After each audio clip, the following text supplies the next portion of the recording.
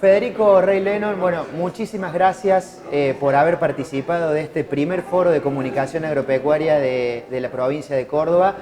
Investigador, ensayista, docente y conocedor de este escenario actual que hay hoy en el mundo de la comunicación. Hablábamos fuera de micrófono, el eje principal ¿cuál es? ¿Cómo manejarse en esta marea de la comunicación en los escenarios actuales? Vaya pregunta, te la dejo picando. Mira, estamos en un momento de cambio paradigmático y lo que yo decía hoy justamente era marcar eso, es decir, estamos en un momento que es difícil de entender porque mientras va cambiando estamos nosotros adentro, ¿no? Yo creo que hay una palabra clave para mí que es fragmentación. Es decir, es una sociedad que se ha fragmentado en dos sentidos. En un sentido, en la toma de la información.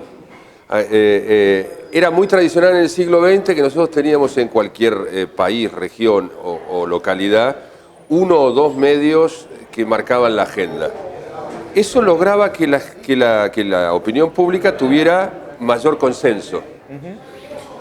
Hoy todos tomamos la información de distintos lados y la tomamos en pequeñas píldoras, en pequeños fragmentos.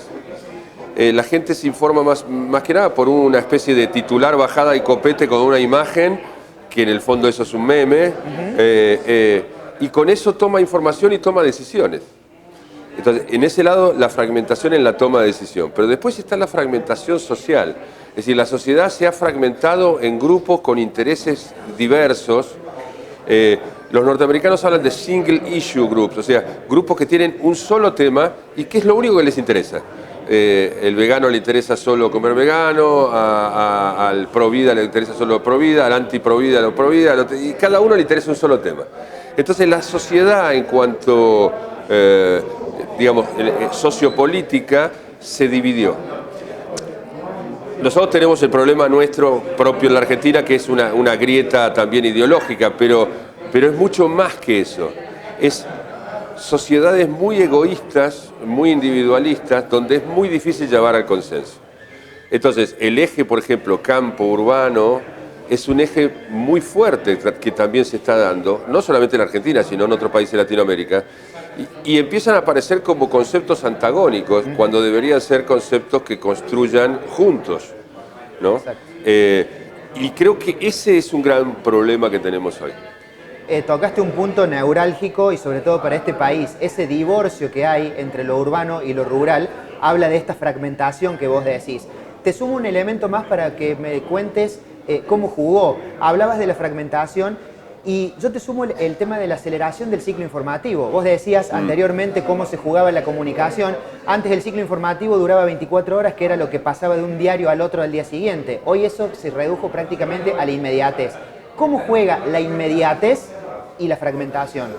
Y es un cóctel casi peligrosísimo, porque los grandes temas no perduran. Entonces, es muy difícil tomar decisiones a mediano y largo plazo cuando la agenda cambia todo el tiempo. Porque parece que no hubiera invariantes, y justamente esas invariantes en la información son justamente los temas claves. Entonces, caes en una coyuntura que en el caso de la Argentina se agrava con la coyuntura económica que vivimos. Entonces es una construcción del día a día. Y hace tanto, y esto se nota mucho en la propia labor periodística, que es cada vez más compleja, porque el periodista ya no puede dedicarse una semana a investigar un tema en profundidad, porque la propia exigencia de la opinión pública es información constante. Y las columnas tradicionales que nosotros teníamos de reflexión ya tienen muy baja lectura, ¿no? Entonces, yo no lo digo ni que sea bueno ni que sea malo, es lo que hay y tenemos que tratar de vivir con ello. Soluciones, y en el mundo se están buscando soluciones que tienen que ver con un periodismo ciudadano, mayor educación de la opinión pública, buscar de alguna manera foros donde se pueda trabajar a más mediano plazo. O sea que, a ver, el anticuerpo, hablando en términos de vacunas y de salud, el anticuerpo que hoy deberíamos tener como usuarios o como buscadores de información es no tanto qué buscar, sino saber dónde buscarla. Ese es un grave problema. ¿Por qué? Porque ahí viene un problema que no hablamos, pero que también se mete. Por eso te digo que es de una altísima complejidad, que son los algoritmos. Entonces, digamos, esas plataformas digitales que siempre se venden como digamos, de alguna manera inocuas, la propia lógica del algoritmo, que es la que te ayudaría a buscar información, lo que hace es englobarte en una burbuja. Entonces, vos recibís la información que se acopla a tus propios intereses y empezás a perder también, por eso eso aumenta la fragmentación, digamos, la visión de otros, iguales a vos, pero que piensan diferente. Entonces, esa retroalimentación constante del algoritmo, que por una parte te ayuda, porque tomaste información más rápido, pero por otra parte te va sesgando cognitivamente. Hablaste recién de soluciones, tiraste... ¿Cuál es la solución? ¿Cómo hacerle frente? ¿Cuál sería el anticuerpo, la vacuna que tendríamos que tener para eso? Si digo que es la educación, me parece que estoy cayendo en un lugar común, pero es la única manera. Es decir, si nosotros logramos desde la escuela primaria que los alumnos entiendan esta problemática, ¿no? Y les enseñamos a buscar información más allá del propio algoritmo, a entender que la opinión del otro, aunque sea diferente, es válida, ¿no?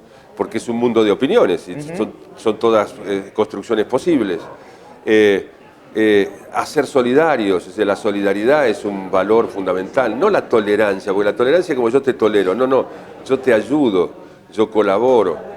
Y en el caso que hoy nos compete, que es el mundo agropecuario, también entender eso.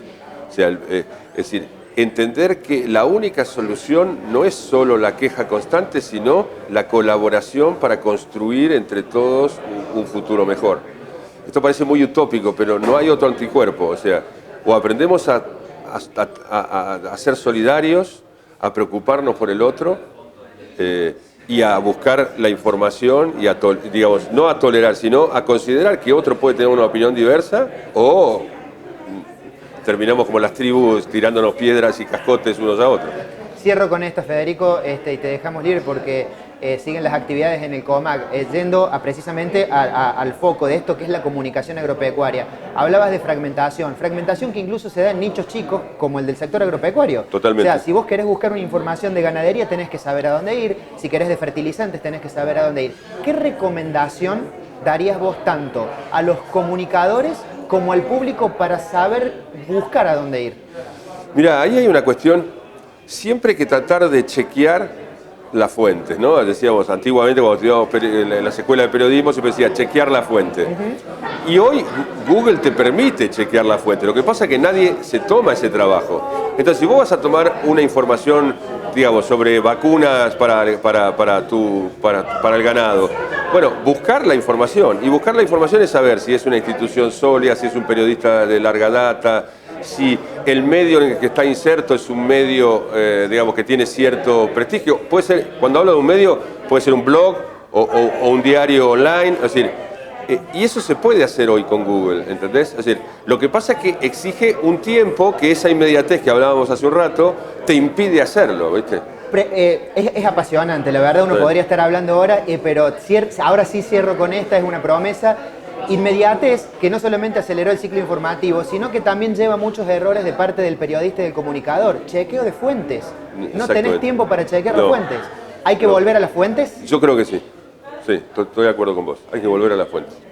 Así como yo en la facultad siempre digo, muchachos, hay que volver a los clásicos, porque por algo fueron clásicos, en la información habría que volver a las fuentes.